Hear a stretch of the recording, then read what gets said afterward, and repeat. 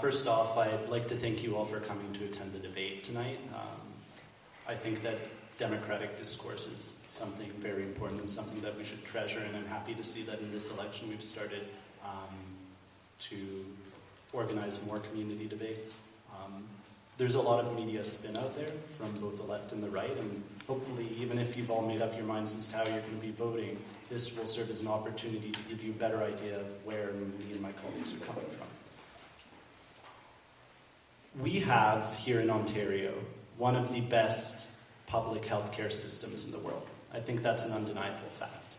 And in the early 20th century, Tommy Douglas, in concert with tens of thousands of other courageous Canadians, and they were courageous Canadians, realized that healthcare in this country was a luxury that could only be afforded by a privileged few. It was a long and it was a hard fight, and luckily here in Ontario in the 1950s we established a public system. And it's very good at treating things like acute care.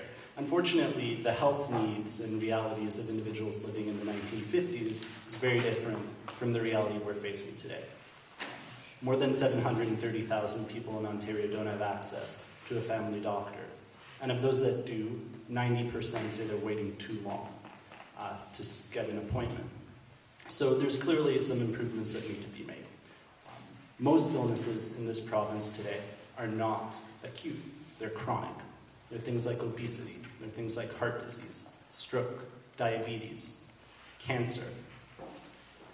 And so it's clear that the focus of our healthcare system is something that needs to be shifted. The Green Party of Ontario is advocating a shift over the long term from treatment to prevention, because our system at the moment resembles sick care more than anything else. If we can ensure that people aren't getting sick in the first place, there are a lot of savings to be found. We won't have as much of a problem when it comes to hospital bed shortages. So we're proposing a few things. We're proposing $200 million for a healthy school food program to make sure that everybody, regardless of income, can afford healthy local food. We're proposing strengthening provincial and municipal regulations to ensure that everybody has access to clean water and clean air. But we realize that we have an aging population. We realize that that's not something that we can eat our way out of, at least not in the short term. And so we're proposing an additional $2 billion for seniors. Ottawa West Nepean has the second oldest demographics in the entire country after Victoria.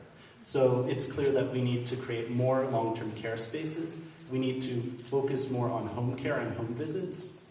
And we need to free up time which doctors have, which is very limited, by establishing more nurse practitioner-led clinics and more community-based health centers. We can also save money if we acknowledge the fact that communities and people within communities at the local level oftentimes know what's best for themselves. We need a regulatory framework that acknowledges that fact. So those are essentially the things that we're talking about tonight.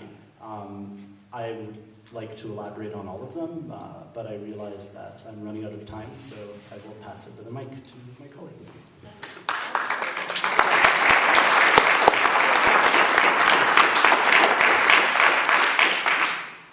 Thank you, Alex. Thank you for the Ottawa Health Coalition for hosting this evening, for everyone coming out. I really appreciate it. And to my colleagues who I'm privileged to share this table with. My name is Wendy Byrne. I'm the NDP candidate for Ottawa West Nepean. I'm a family and labour lawyer, and I was, between 1997 and 2000, the regional councillor for Bay Ward. At that time, I also I was vice chair of the Community Services Committee, where things like health cuts came before us. And one of the years that I was on council, there were going to be fairly substantial health cuts and healthcare cuts.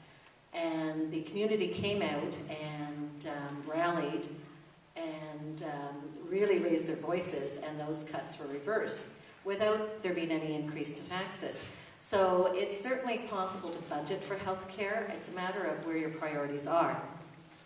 And people in Ontario are frustrated with the government's lack of accountability as well. They're fed up with their tax dollars being wasted while frontline services are cut. They're tired of long waiting lists for ERs, long-term care, and home care. McGuinty's Liberals have promised major changes to long-term care, but after 8 years, little progress has been made. They promised to end the nursing shortage and fix primary care, but Ontarians are still waiting for change. They have consistently opposed important health promotion activities and spend only 0.33% of their health budget on promotion. Billions of precious healthcare dollars were misused on scandal-plagued programs. For example, the e-scandal, where they were, and I quote from the Auditor General Jim McCarter, lacking in strategic direction and relying too heavily on external consultation. Liberals are making us pay for the price of corporate profits. There's also a lot of damage by Harris's Conservatives. Liberals seem to be fixed on a piecemeal approach to fixing Harris's legacy without actually developing a comprehensive plan, which is short-sighted and is resulting in Ontario falling further and further behind in healthcare. There has been no research in the last 20 years in determining the need for hospital beds in Ontario, and we have the lowest bed per resident ratio in Canada.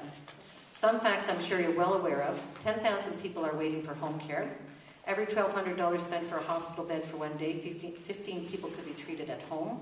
Seniors in Ontario will double by 2036, be 23% of the population. Since 2005, wait times for long-term care beds have tripled. 900,000 Ontarians are without regular primary care from a doctor or nurse practitioner. Status quo is not working, change is needed, and we have to be careful about the change we choose. Do we want change that harkens back to the Harris days?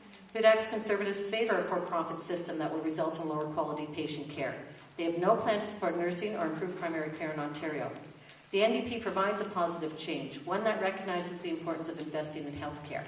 Our investments include in home care, eliminating competitive bidding for home care and investing public dollars in home care. That's a savings of $65 million. Provide support for informal caregivers, which would help alleviate use of hospital beds. Establish 50 round-the-clock healthcare clinics to alleviate emergency wait times. Invest in community health centres, midwifery, and nurse practitioner clinics. Develop a system of health promotion. Forgive student debt to new doctors willing to relocate to underserved areas with the goal of adding 200 new doctors over 4 years to these communities. Put more health services back under OHIP, like ambulance fees. Invest in community health. Put a hard cap on CEO salaries, which are close between $500,000 and $1 million. Crack down on the use of outside consultants. The NDP has a practical, conscientious plan that puts people first, that makes people and their health a priority. And I'll just mention that actually OPSU Dialogue was mentioned earlier, and in June this year, they stated the NDP is the only party to commit to taking on the dysfunctional home care system, which the most conservative estimates suggest 30% of costs are tied up with administration surrounding the competitive bidding. We promise change. We promise a positive change. We promise a change that puts people and healthcare first.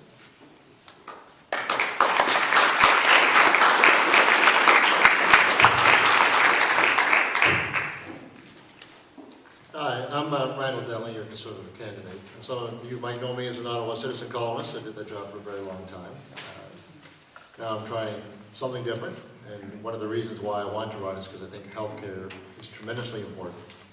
You know, when you're a columnist, you can only urge other people to act. When you're a politician, you can actually do something about some of the problems we face. That's why I'm running. I'll tell you, going door to door, meeting people in our riding in the last few months, you just meet so many people who are so in need. I met a lady at the door who's looking after her dad. He's 99 years old. He has dementia. He's incontinent. It's a 24/7 thing. She gets 15 hours a week of housekeeping services. That's the help she gets from the system. Other than that, she's on her own. You know, in the system we have right now, they said to her, well, your dad's not that bad. We'll put him on a waiting list for long-term care. A year and a half or 2 years. And the man's 99 years old. Kind of a long time to wait when you're nearly 100. There's a lot of these cases out there, and she's certainly not alone. And I think we need to do better for people.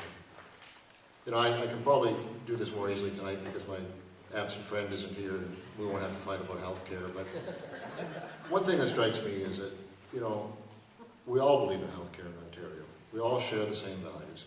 But this area has become so politicized.